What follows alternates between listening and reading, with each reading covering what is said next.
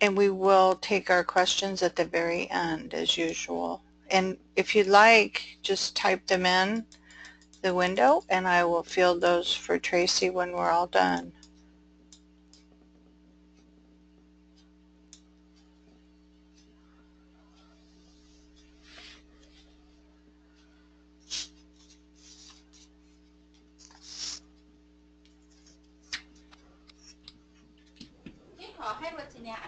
Mm-hmm.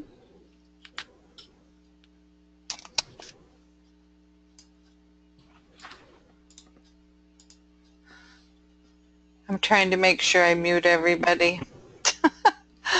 Oh.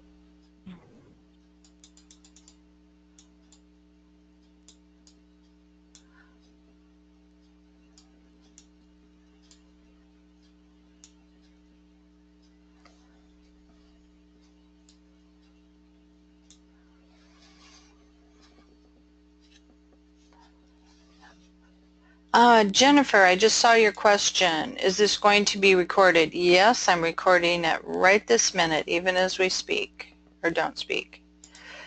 So it will be posted up on the forum, so you can listen to it again or share it with other folks.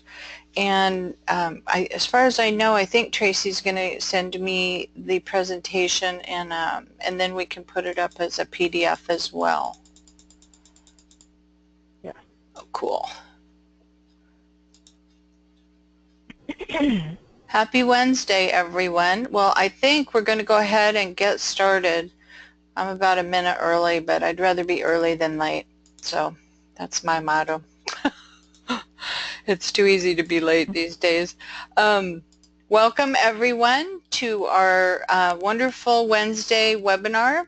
And today I'm just thrilled to death that we have a real live recruiter from a transcription company with us, Tracy Day. I'm going to just tell you a wee bit about her and then turn the floor over to her. As you know, we usually take our questions at the very end, so if you'll hold them for us and just type them into the window, I will present those to Tracy when she's done. Tracy has over 18 years of experience in the human resource field. She's been in the transcription industry for 10 of those years and been with Command Health, who she's going to talk a bit about today, for 6 of those years. As a human resources person, she enjoys being the advocate for the employee as well as the company, and that is something that I personally value highly in this profession. She's a strong believer that the company cannot be successful unless its employees are successful, and she is very excited to be part of that process, and that is very unique today, I think, in any industry. Her human resources experience consists of writing and enforcing employment policies and procedures, employee relations, manager mentoring, benefits administration, recruiting, and HIPAA privacy and compliance. And as we saw, her personal motto is, failure is not an option. It is a nagging possibility that keeps us focused. And I love the word nagging. Yes. I believe in sometimes we do have to nag.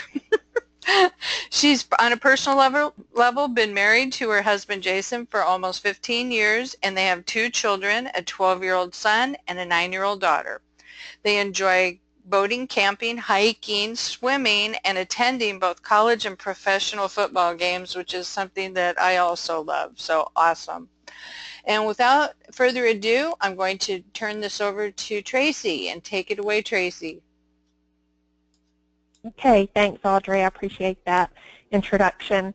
I want to thank everyone for allowing me to speak with you this morning. I know some of you are already smiling or laughing at my accent. I've been accused of being an ESL, but I promise I just have a strong Southern drawl. So if you just bear with me, or if you don't understand something that I say and you need me to repeat it, just message Audrey in the question section and I'll repeat it. But she is correct. I will send her a detailed version of this presentation to her to provide to each of you at the end. the one that I have showing on my screen is going to be a little bit more condensed, but I will provide as much information to you in the one that I send to her at the end. But I do work for Command Health, and I've been in their HR role for 12 years, not 12 years, for 6 years now. I've been in transcription for 10. And Command Health, I want to tell you a little bit about them.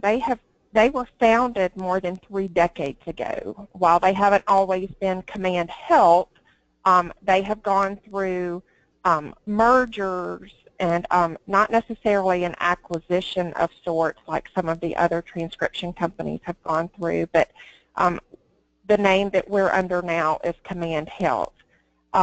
We are one of the largest providers of narrative documentation to the ambulatory market in the United States, and we are one of the last national firms that maintain a 100% domestic workforce. And from an HR perspective, I really pride myself in that, especially in this industry, because there are so many companies going overseas these days. So I am proud to mention that in our ads and in our interviews that we conduct, that we are 100% domestic here in the U.S. We provide services that allow clinics and surgery centers and hospitals across diverse provider communities, providing information systems where you can share data and automate the synchronization of that data for better care. The business model is, like it shows, the strategic partners. We engage with providers and strategic partners across the healthcare environment, working closely with nationally recognized organizations, including the Mayo Care Network, as well as leading EMR and data analytic vendors. We speak with and consult with healthcare-focused consulting firms and secondary data use firms and other strategic partners. So that gives you a little bit of an idea about who Command Health is. From the HR and the recruiting perspective, we do our best to respond to all inquiries within a 24-hour time frame. So that's our goal between me and my assistant, is to make it that quick. I'll go ahead and skip this slide since Audrey has already introduced me. Let's see. What we look for in a medical transcription candidate or a medical language specialist, however it's titled so many different things these days, but for the most important to me is your versatility.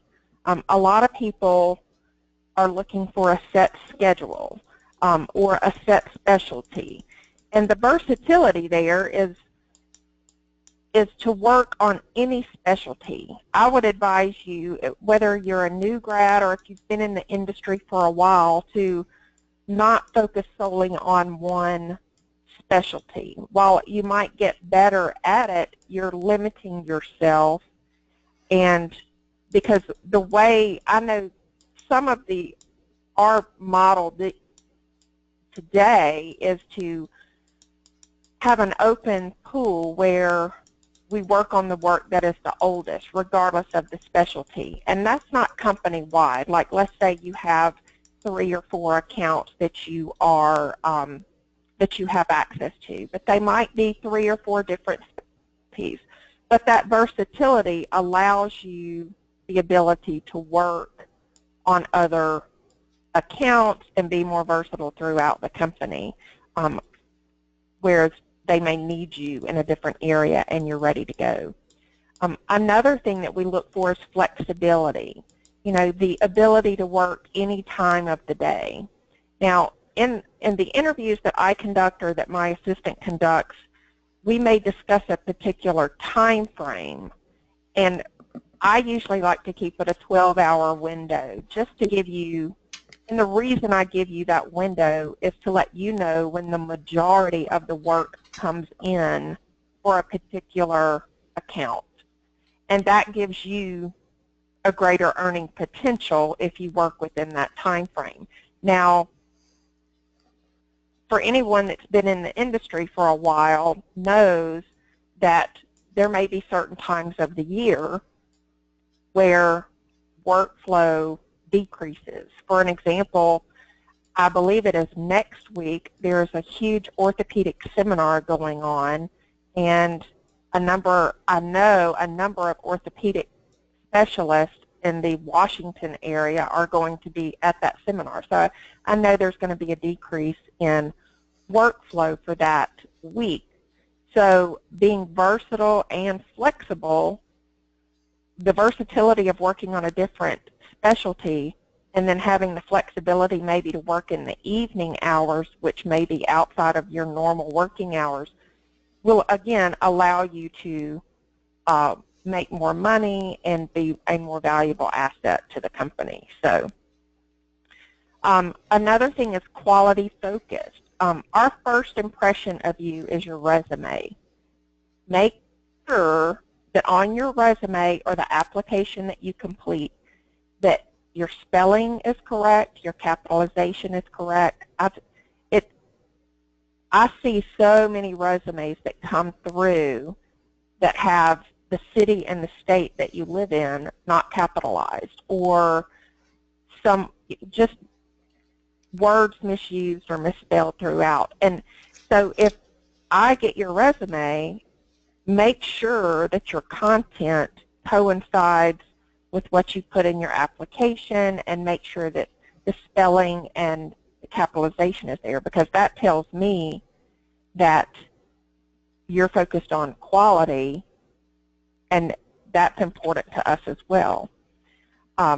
Speaking of your resume, just to give you a few tips where that is concerned, which would make it easier for recruiters to review, and it may be recognized and read a lot quicker than some of the others. But if you have had multiple positions, which in some industries, multiple positions may rule someone out, but in the transcription industry or the documentation industry, I don't necessarily rule multiple positions out, because I know how the industry works. There's a lot of turnover, but there's also a lot of side work done.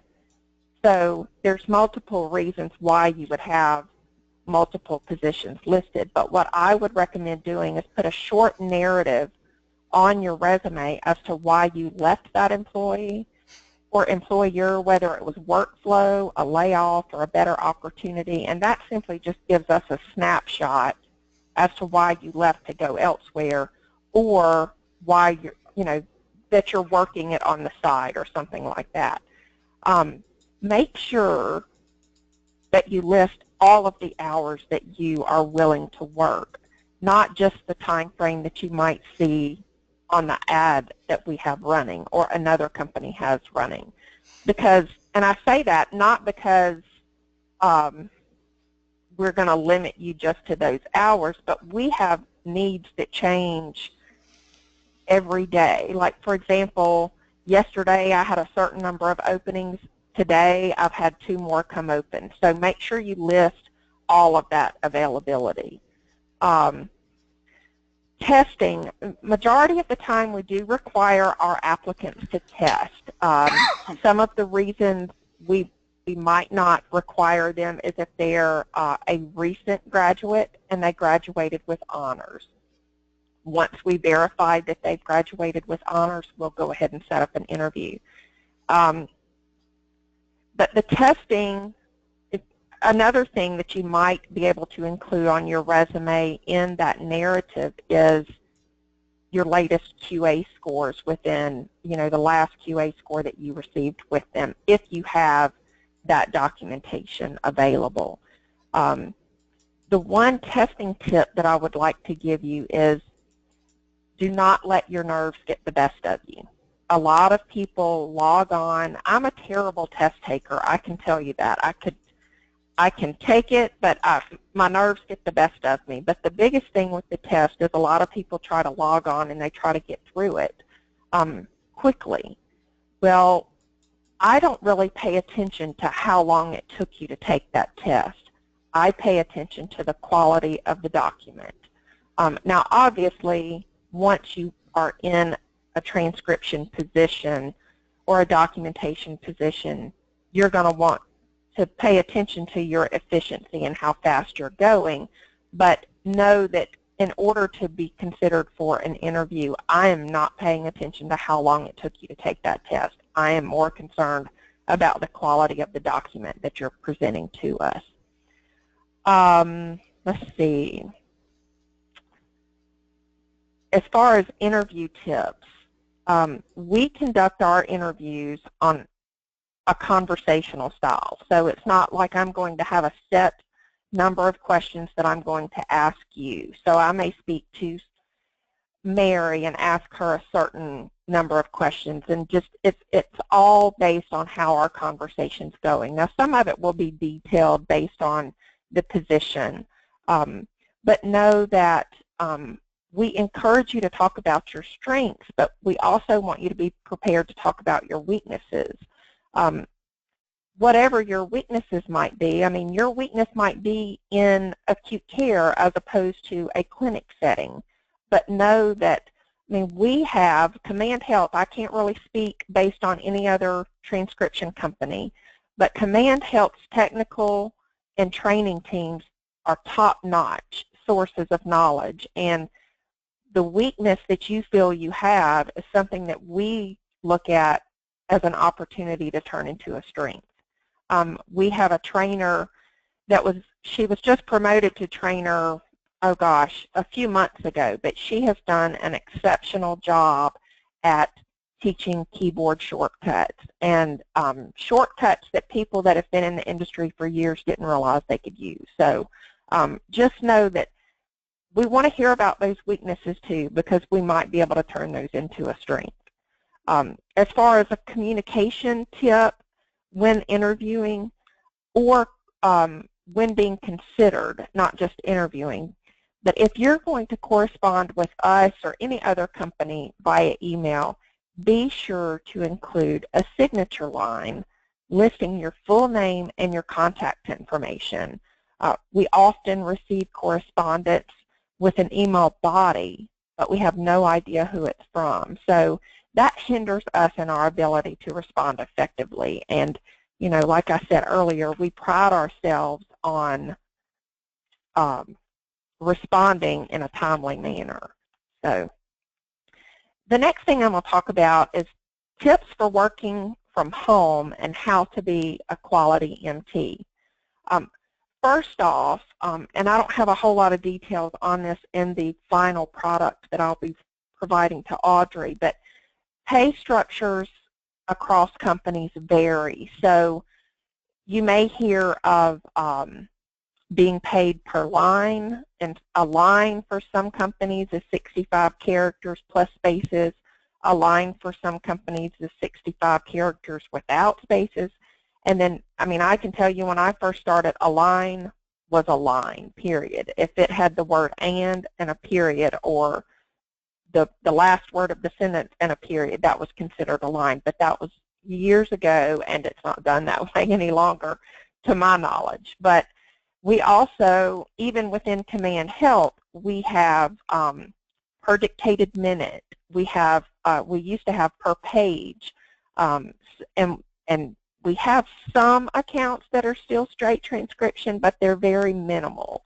I know that the majority of the accounts, I would say probably 98, almost 99% of the work that we have is on speech recognition platforms. So, so make sure you understand whoever you're interviewing with, make sure you understand their pay structure that you're interviewing for. And if they have other pay structures within the company, make sure you understand those before accepting the position. A lot of, I know Command Health, we have, for our speech recognition, we have a baseline rate and a very generous bonus program, which a lot of companies do not offer. So, but it's very complex, and it's something you have to understand, and I have a lot of questions come from that. And we have great ways to figure out you know, for you as the transcriptionist to keep tabs on what your earnings are and what your earning potential is. The equipment and internet access. Make sure your equipment is up to date with all of the necessary updates available. I know I just got an update yesterday from our tech support department that Vista and XP is not going to be supported by Microsoft any longer, so that's going to limit our ability. Plus, it poses a risk as far as hackers go. So that's a HIPAA concern there. So make sure that that's up to date. And then internet access. Make sure you have good connection, because if we're working remotely, that is something that we rely on. We don't have an office that we can walk to for our technical support person and say, hey, my connection's not that great, can you come check it for me? We're kind of responsible for that ourselves. Now, most places, we have some rural areas in the U.S., you know, that have to have the satellite. So, I mean, there are some still out there, but most everyone I know of has access to the high-speed internet. As far as learning the productivity software, we encourage you to make it work for you. Use your text expansion software and learn as much about it, about what it can do as possible. Invest time, not just learning it, but utilizing it, because the investment of that time will pay off for you in the long run. And again, that's, I go back to our trainer, who she calls training meetings all the time for refresher courses, and anyone that's interested can sign up. And she really does a good job training our new hires and mentoring those that are currently with us. So she teaches you to take advantage of keyboard shortcuts. The mouse might be great for surfing the web, but the keyboard, when editing on our platform, is going to gain the most efficiency. As far as setting a schedule to follow every day, I know I had mentioned the flexibility, but get up and get dressed for work. I know it's real easy. I used to say all the time that my husband in the wintertime saw me in sweatpants, and in the summertime saw me in a swimsuit and a cover-up, because I have 2 kids at home during the summer, so constantly going and doing with them. And but I still get up in the morning, I get a shower, and I get dressed as though I'm going for an office. Going to an office. I mean, it is proven that that works best, keeping you focused. So let's see. Now, I encourage you to network with your peers in and outside of the company. We have an awesome means of communication within our company. We have an instant message system. We also have something called Chatter.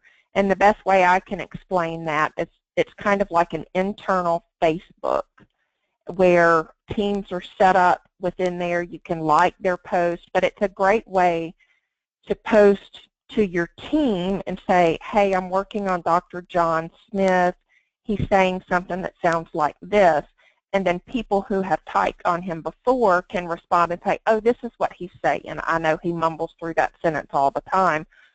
Or you can broadcast something to the company as a whole, which normally isn't done by team members. That's something that I do mostly. Or if you're having computer issues or experiencing difficulties within your area. For a lot of people are experiencing computer issues right now, or power outages because of the weather wherever they are. So set daily goals and track your results. This was a big thing for me when I typed. I had a personal goal, and I always tried to exceed that personal goal.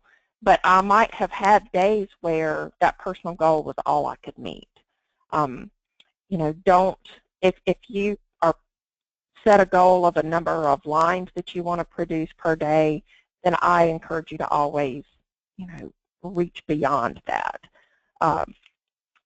minimize your distractions by setting up your work area where the door can be closed, and the dogs don't bark as soon as the doorbell rings. I deal with that quite often because my dog has to be right next to me. But minimize distractions. I mean, that includes setting boundaries for your family and your friends, because I really hate it when people are like, oh, you work from home, you have time to do it. No, the key word there is work. I do work from home. So it's hard for some people to understand that what we do is just as important as what they do in an office.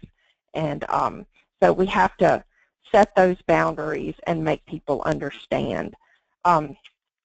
Working from home can make you feel isolated. So utilize all means of communications within the company. Like I was saying, we use email, internal communications boards, and it's just a great way to have immediate responses from your teammates. And I also encourage you to take scheduled breaks. Spending too much time at the computer can truly decrease your overall productivity.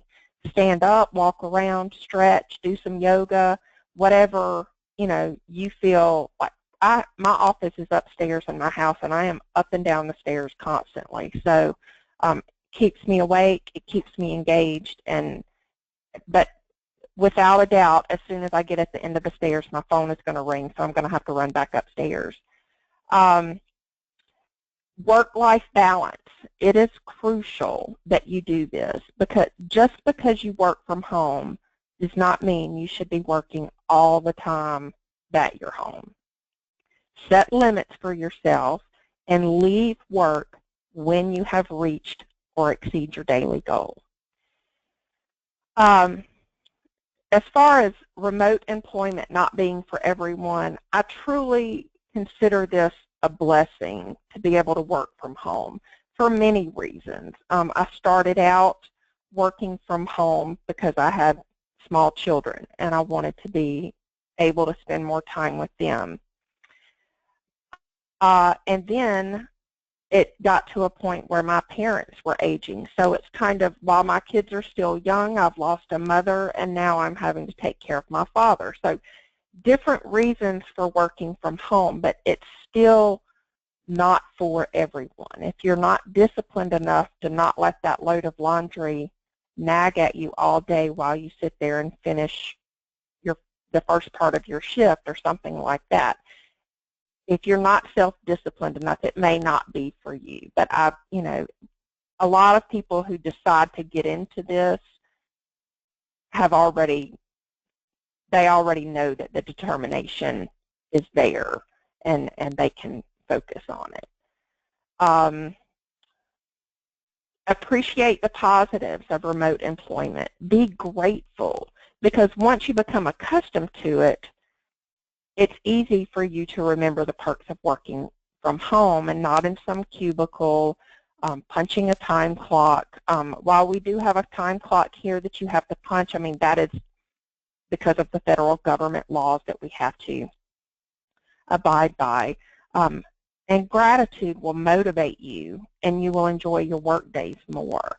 And as far as transcription, always research to understand and not just fill in the blank. When I first started out, I spent a lot of time reading in medical dictionaries what something was, and it really affected my efficiency. So I eventually stopped doing that, and I understood it enough to where if I came upon that terminology again, I would know the correct words to use, but I did not spend a whole lot of time researching more about what that patient was going through or anything like that. So that concludes what I had to present to you. I hope that it proves to be beneficial, and I will be glad to provide my email to Audrey to provide to anyone who would like to speak to me, directly, asking any questions after this presentation. So Audrey, if you have any questions for me at this time. You Oh, go I ahead. just think that was Okay. just super, Tracy. And you touched on many things that I think, we, as, instructors in the industry, we can tell these things over and over again, but when we actually hear them from recruiters, it, it just reiterates that the industry is still operating this way. Many of the things that you've talked about, it changes daily. I think the availability of people being flexible, but also being dependable, that is something that's extremely important Right. in this industry. And I loved your comment about bringing up weaknesses, because you're right. If we have a weakness, that's just an opportunity to grow. And I feel that Right. as a student even, every mistake that you make in a report is an opportunity to learn something. And if we didn't make that mistake, we probably wouldn't learn that term or that procedure or whatever it was. So, Exactly. yes, all these things resonate very greatly with me. And I've been in the industry for so long that I'm a dinosaur, but I raised my kids and was at home, and same thing, end of life issues with your parents and being able to move your office there if you needed to. So I think that Right. the gratitude, I've always felt that deep in my soul, that I could do this and I could be there for my family and still provide an income. So all these things Right. just are. Well, I'd like to add too, I'm sorry, I'd like to add too, when you talk about making those mistakes and learning from them, and again, I can't speak about any other transcription company out there. I can only speak from my experience with Command Health, but we have a QA department and we do audit, but we try our hardest to give feedback on mistakes that are made, and it's not feedback like a slap of the wrist type feedback. It is a feedback of, this is how it should have been done, this is the term you should have used. So it is more of a learning experience. We don't penalize you for sending things to QA, because QA is there to help you become more efficient and do a better job at this. Precisely. And I do think, even in a student environment, the medical transcription industry attracts perfectionists, which is wonderful. Would you want somebody who is not a perfectionist working on medical records? I don't think so. But because we are perfectionists, we all do not like making mistakes. But unfortunately, or fortunately, however you choose to look at that, making a mistake is going to increase your knowledge by, leaps and Right. bounds. So you're absolutely right. It isn't a slap. It's just, this is the way it's done because that's what helps us grow. We do have some questions. Heather was asking, now Okay. when you speak of domestic, does this include Canada? A great number of our students, or most, are Canadian. I have checked into that. I have not gotten 100% of the feedback that I have or that I would like on it. I am actually waiting to hear from our PEO, which is our Professional Employer Organization. Okay. But at this time, I am under the understanding that we do not hire Canadian residents. But I will say, if they can meet the I-9 requirements, that as long as they're able to meet the I-9 requirements, I don't understand at this point why we couldn't. And so those are the questions that I have put out there that I have not gotten an answer back on. So. Okay. And we can always provide more information on that particular subject if you all are interested. Yeah. I do think that the information, though, across the board is excellent for any job that you folks are going to apply for. Victoria is asking, too, as a productivity-based industry, which most definitely transcription is, do you find that there is a balance of both part-time and full-time positions, or do recruiters primarily want full-time? Well, I'm going to tell you, before I would probably say a few months ago, I was focused on hiring full-time people. Now I have kind of switched that focus, mainly because we have got so many new accounts coming on board that I am hiring people on a PRN basis and bringing them on slowly and hopefully working them up. Now, let me add, too, that I have hired numerous people that tell me, yes, I want 40 hours a week, I want 40 hours a week, and then they wind up working 30 hours a week, which is still technically by federal law full-time, or they may only work 25 hours a week. As long as you're willing to work when there is work that needs to be done, I am okay with it being a part-time person. I do ask, and sometimes this is fulfilled, sometimes it's not. I ask that you work at least 20 hours a week, and a lot of times that is doable. Oh gosh, yeah. That sounds very reasonable. And I do think, Victoria, it all depends. In Canada, I believe there are more IC positions than employee positions, probably because of benefits. So many of us in the U.S. that aren't Medicare age, we still need health insurance and things like that. So it benefits our population, I believe, from my perspective, to be an employee, because then you are qualified to get reasonable cost health insurance. But in Canada, I know there are many more ICs. And for instance, if you're an IC, in quotes, you can call your own shots, but that only goes so far. Yeah. You can say, I only want to work this many hours, blah, blah, blah. But if you're not available when that work is there and it's not, you know, meeting TAT, you're probably not going to get very much work, because they do have limitations as to how flexible they can be. And Victoria is also asking. Well, and another thing. Oh, go ahead.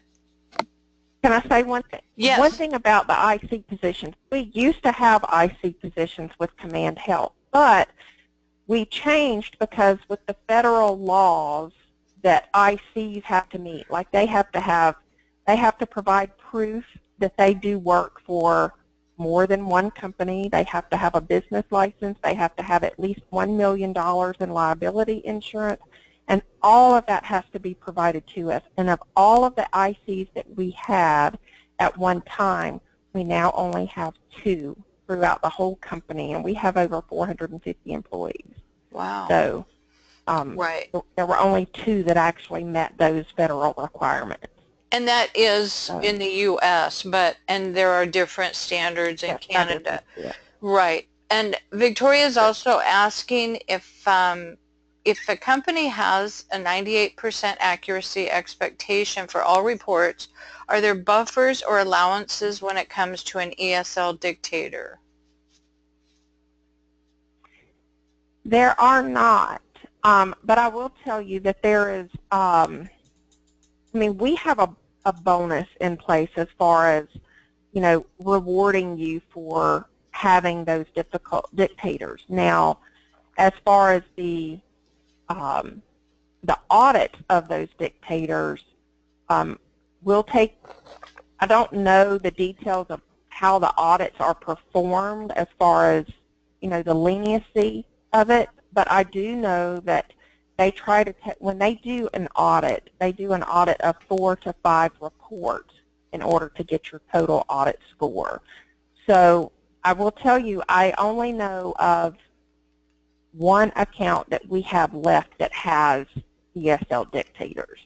Most of them are, yeah, they're mostly domestic, but they have, they still eat their potato chips or are dictating with their with their convertible top down or what have you. But, you know, we grade the ESL transcribed reports the same as we do any other.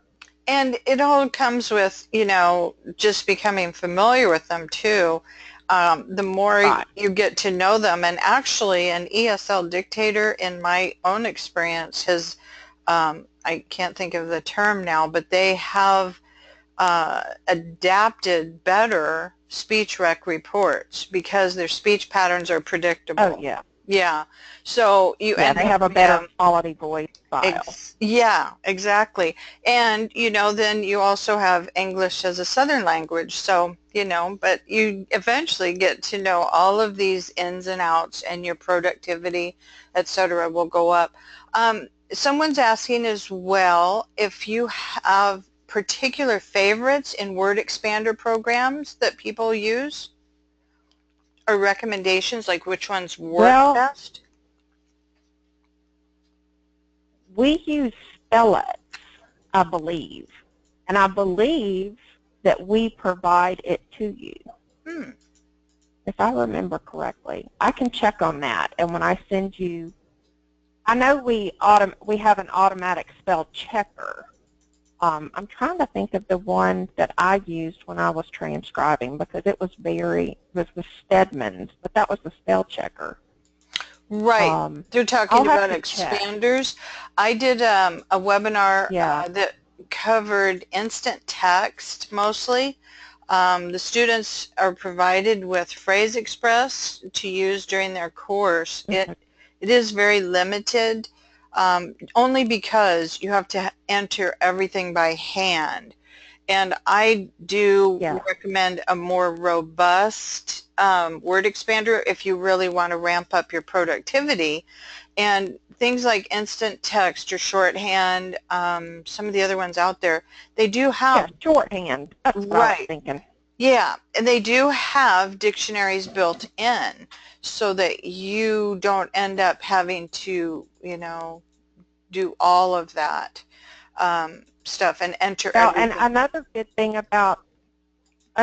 thing about our technical support is, if you were to come on board with us and you already have a database within a text expander, but we have one for you to use, they will convert your entries from that expander to the one that we have. Ah, cool. So, Very good. And I know that sometimes you can even share those, which is nice too. And yeah. you can import other things that you've entered even in other programs. Denise, I think, is asking, I just scrolled too far. While part-time and or seasonal work may not be desirable, is it available? I think we kind of answered that I one. didn't hear all of the question. I heard part-time. Right. Denise is saying um, part-time or seasonal work may not be desirable, but is it available? And I think you answered that. Probably not seasonal. Yeah, the part-time would be more available versus the seasonal. That's not to say that seasonal might not be available, but it's rare if that's the case. Right. But part-time, yes. And Denise, I'm not quite understanding. I very miss my work in home support, but need a change. Um, well, I'm just going to give that a stab. I think that, you know, there are options to working at home, or pluses and minuses, I should say. You can be, as Tracy said, very isolated. But if you have a lively life, I've never had a problem not having a lively life. So I kind of don't miss being out and working away from home, because so much of it was commuting, all the other, attachments that you have to go through to work in an office or a hospital, politics, things like that. I don't miss that stuff at all. I love being able to just do my work, do it efficiently, and be able to go on to the other lively parts of my life. But some people really like socialization. They don't, as Tracy mentioned, don't have a lot of self-discipline. They can't turn down their family members. They can't turn down, volunteering at school. So, it kind of is what floats your boat. You have to figure out what kind of style you personally have, and then make that job work around your style and what's available. And, as Tracy said, there's always support. When you work online, you're never alone. And especially if you have instant messaging, you can, talk to people, you can ask questions, you can get technical help if you need it. Your computer's doing some weird thing, you can't open something, and I think it's, you know, just a great environment for most people, but some people will find they want to work outside the home. Heather's saying, even though, is it worth to apply even though we are Canadian? In case it comes back, you can hire. Would you recommend that these folks do if they, you know, want to send in an application, Tracy? Is that okay?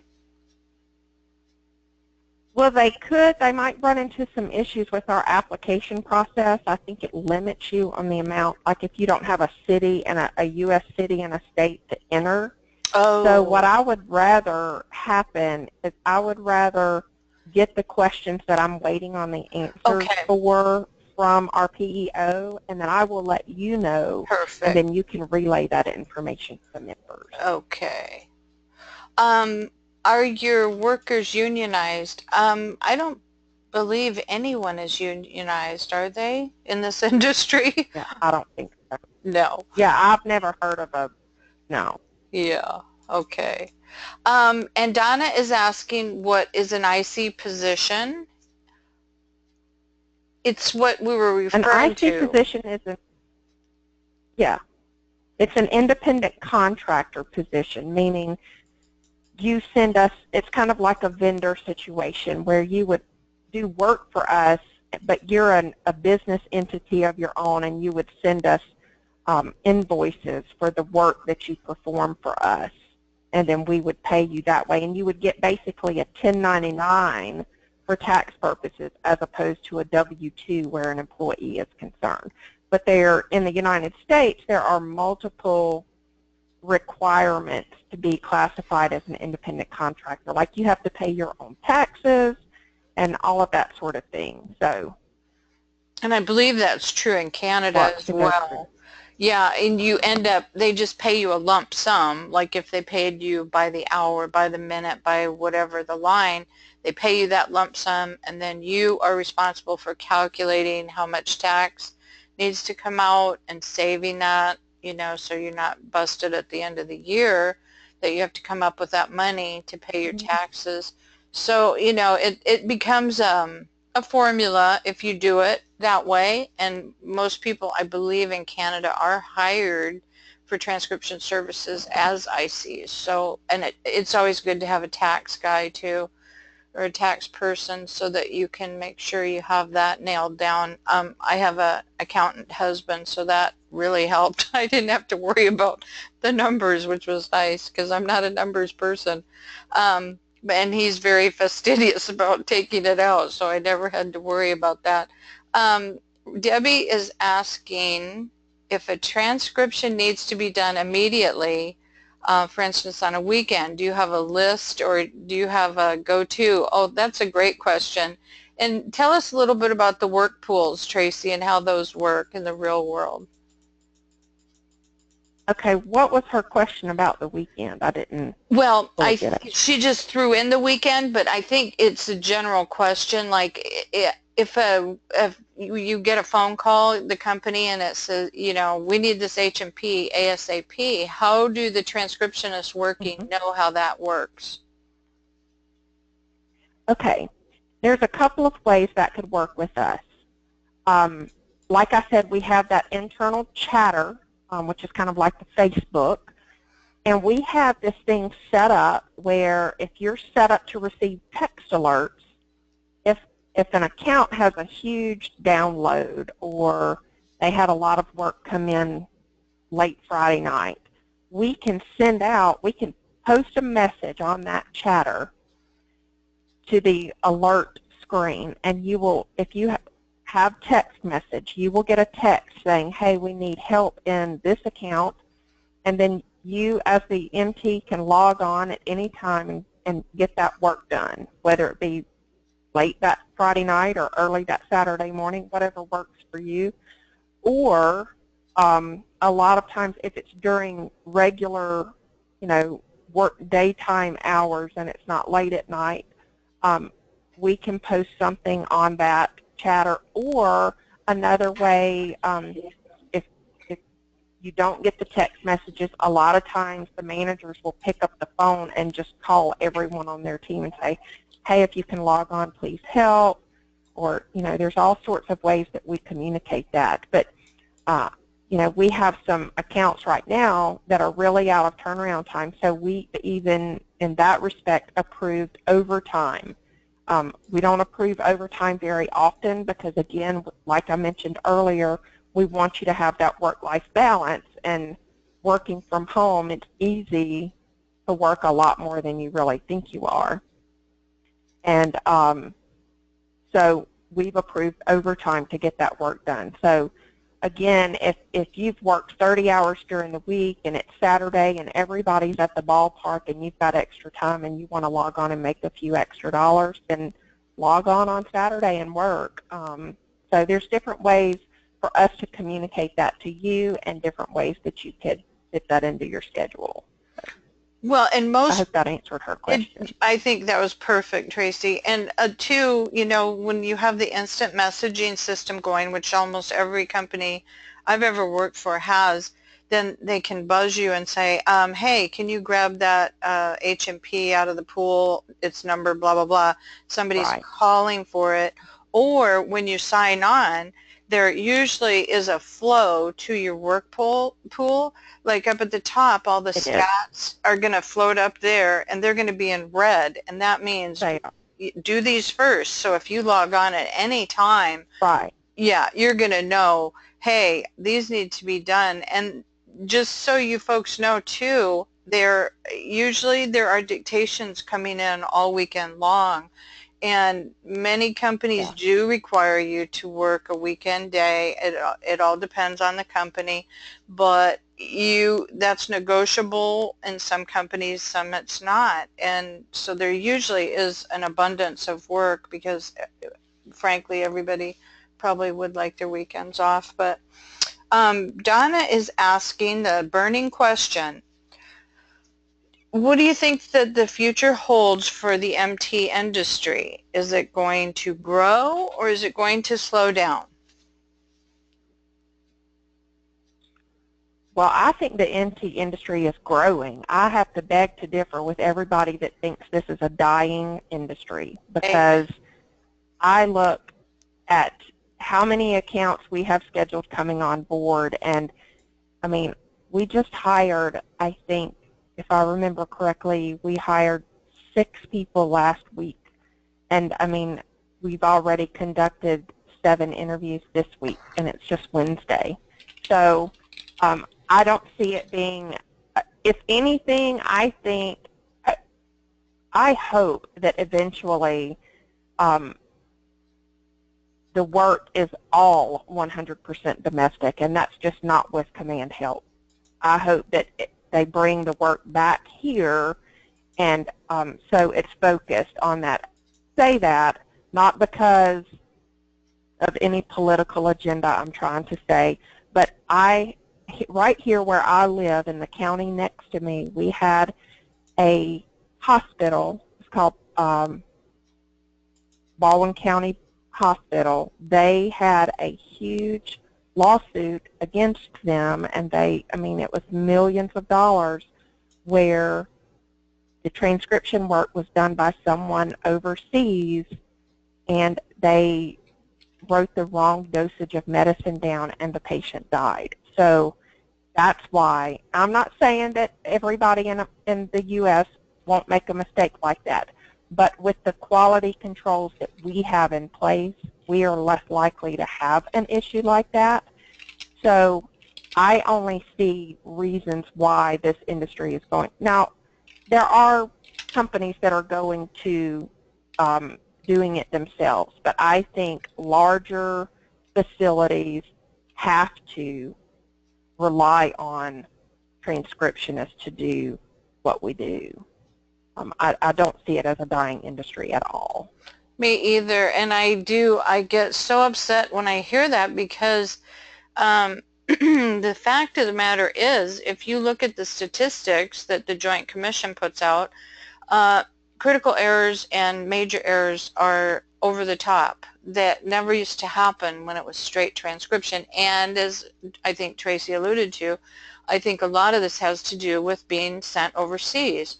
But now more than ever, they need quality. And so there's an actual movement going backwards, less speech rec and more narrative summaries and less EHR work because there's so many errors turning up. And I know for a fact my own physician, he left the practice and I had to go to another one within the same office, mind you. All they did was transfer my chart over there in the EHR. And luckily, I asked if she would go through it with me. There were 8 errors in there, including medications, surgeries that I did not have and did have, and I just was appalled. And I said, this is why you need medical transcriptionists. You don't need robots doing medical records.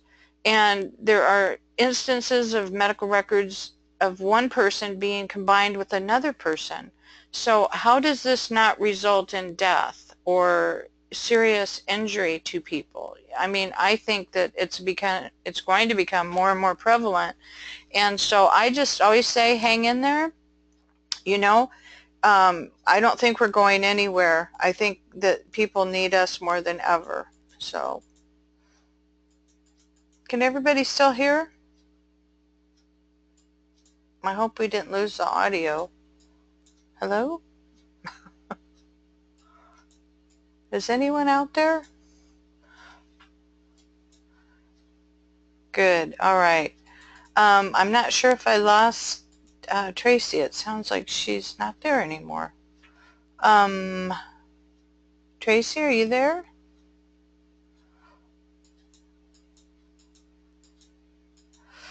I think Victoria, I'm trying to read Victoria's comment. As there continues to be a greater demand and need for more doctors in Canada, the current doctors are forced to take on more patients, meaning less time. Oh, yes, definitely. And if you ever notice the pace at which dictators are going, it speaks to their harried lifestyle. I feel very sorry for them, actually. It sounds like they are just stressed to the max.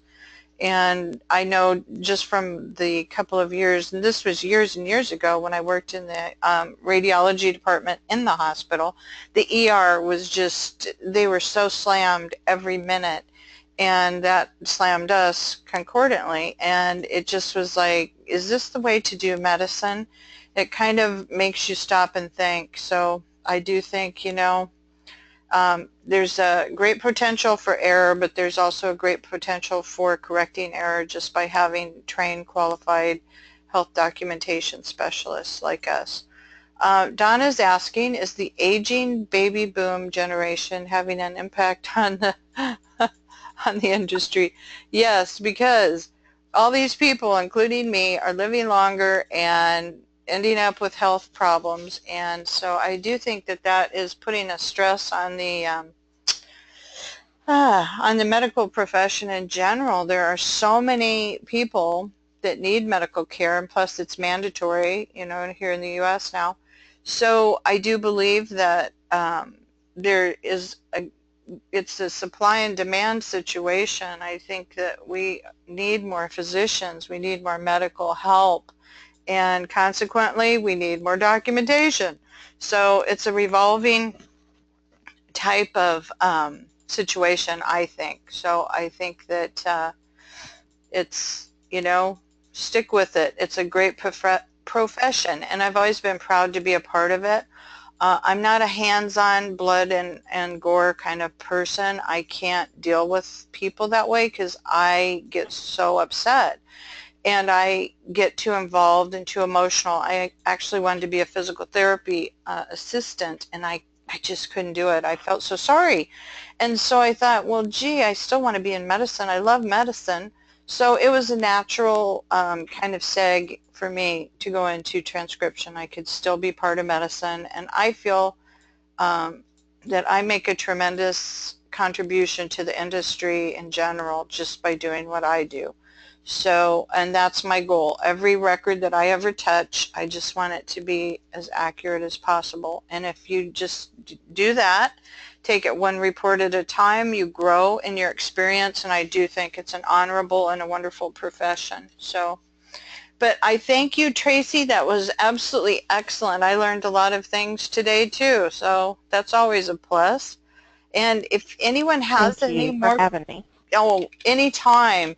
And if I will answer you folks, you know, if Tracy sends me that information on the Canadian hiring, I promise that I will send it to you folks, and you can always shoot me an email and ask me about it in private. I'm more than happy to answer for any questions or whatever, give you more information on the industry.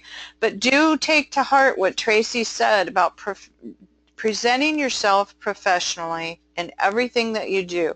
That includes emails, how you speak to supervisors or anyone that you're dealing with in the industry. I think that gets lost in the shuffle sometimes today. Everybody thinks that it's casual, and you know, we can email like we text. That's not how that works. We still want to maintain a professional demeanor in everything that we do. Even on Facebook, I believe that, you know, be careful of what you say, because it can come back to haunt you sometimes. And, you know, Hey, I'd like to add to that real quick sure. because I'm not on Facebook for social reasons. I do a lot of business on there, like I support my local businesses through there, but I Hmm. am also on that medical transcription, um, I forget the name of it, Medical Transcriptionists United or something. Anyway, it's where people go just to converse about the industry. And there are a couple of people that I have their name written down, because if I ever see their application come across, I probably will not consider them, because they are what I call negative Nelly, and they are on there constantly. So, Hmm. Audrey, I appreciate you bringing that up, because if you are on Facebook bad-mouthing while you're working, that tells me two things. One, you're not focused on working, and two, you're too negative. So I Hey, want someone who's positive about this industry. So, that's the thing. And, you know, as students, we do encourage people to go out on Facebook and to voice their opinions, but there are some negative Nellies, and it's very demeaning to the profession. If you do have something to say, I always believe you should say it to that person rather than, you know, blasting it out there for the world, and because it gives a skewed opinion sometimes, you know. They always say it takes two to tango, and if somebody's upset about something, work it out with that person rather than blasting that company or whatever, or that person, you know, in a public arena. And I'm not a big fan of Facebook either, just for that reason, because I think it has too much power. So I always believe in working with people individually and confronting things on a one-to-one basis, but that's my opinion, and I'm a dinosaur. So, but thank you all for coming, and it was wonderfully informative. Thank you again, Tracy, and all you guys. Have a great week, and let me know if you have more questions. Bye for now. thank you.